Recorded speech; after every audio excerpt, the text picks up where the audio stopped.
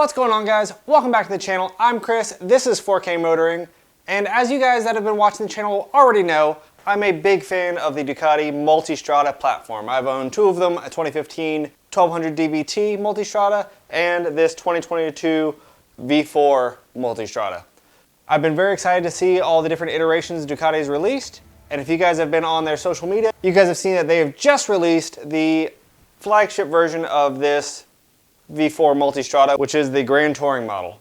This is meant to be the all-out touring edition that has all the bells and whistles you could possibly want, all the refinement and everything they've learned from the first couple years of production, and that's typically what happened over the last couple generations right before there's a new one. The GT model comes out, and it's usually pretty impressive. It has a lot of the accessories just coming standard right from the factory.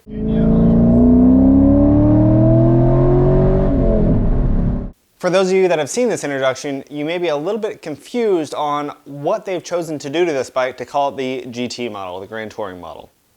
In essence, and not to oversimplify what they've done, they've taken a Multistrada V4S travel and radar, the typical Multistrada V4S as it comes, as their base, and basically just added from their catalog the factory spotlights, the electronic gas cap, the saddlebags, the heated grips, and the heated seat.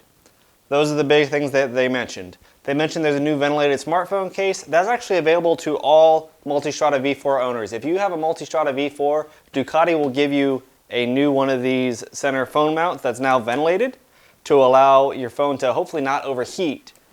Free of charge. Doesn't include installation, but they will get it to you free of charge. I have mine on order, and I'll let you guys know if that's worth it to see if that actually does anything. Beyond that, they say that there's some extra heat shielding down near the swing arm on the bottom, probably because of those rear headers that come down from the back side of the motor right under your seat. There's some additional heat shielding. That's really all they say. It doesn't appear from the pictures that there's any different windscreen or wind protection up front. It doesn't appear any taller. And one thing that really shocked me is that we have a larger gas tank on the Rally version, did not make it to the Grand Touring version. The one that's meant to do long distances and be very comfortable long distance touring, they didn't put the big gas tank on. That one really did shock me.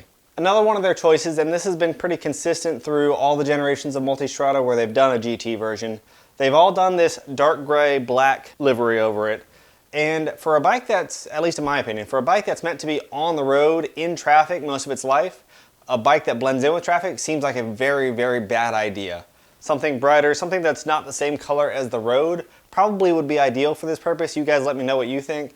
But a gray or black bike, while they look kind of cool, really has no place on the road touring. They've made no mention of any sort of updates to the Cigic navigation system. Every month or so they are doing some updates to the bike. There's stuff available, and they've been doing little tweaks here and there with the software to get them to be a little bit more reliable and more user-friendly.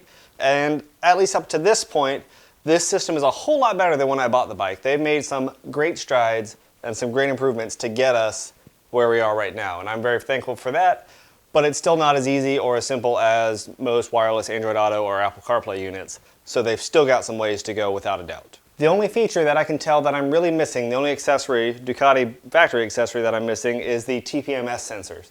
The GT version is going to come with them installed, and as I recall, they're about $400 a piece last I looked, and you need two of them, so I have not yet gotten those on this bike, but this bike is capable of reading them, so there are front and rear TPMS sensors on the GT version as well.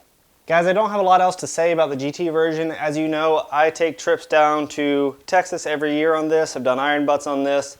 I've put, in the year and a half I've owned it, I've put about 16,000 miles on it. So by no means am I actually burning it to the ground, but I have ridden it a fair bit and have some good ideas what it's like to tour on this V4S. And all I can say is I haven't seen the price yet for this GT model. It's ended up picking a lot of the accessories that I chose to purchase myself, so good for Ducati, they've recognized that. Has Ducati actually done enough to make a new variant? Is the couple accessories that they've added and the dark paint really worthy of a GT name? Did Ducati do enough? Let me know your thoughts in the comments below, I'd love to hear it. What did you expect Ducati to do for a GT version? What would you like them to done? Let me know, I'd love to hear about it. As always guys, thanks for watching 4K Motoring. Again, I'm Chris. If you haven't already, hit that like button and subscribe. We'll catch you next time.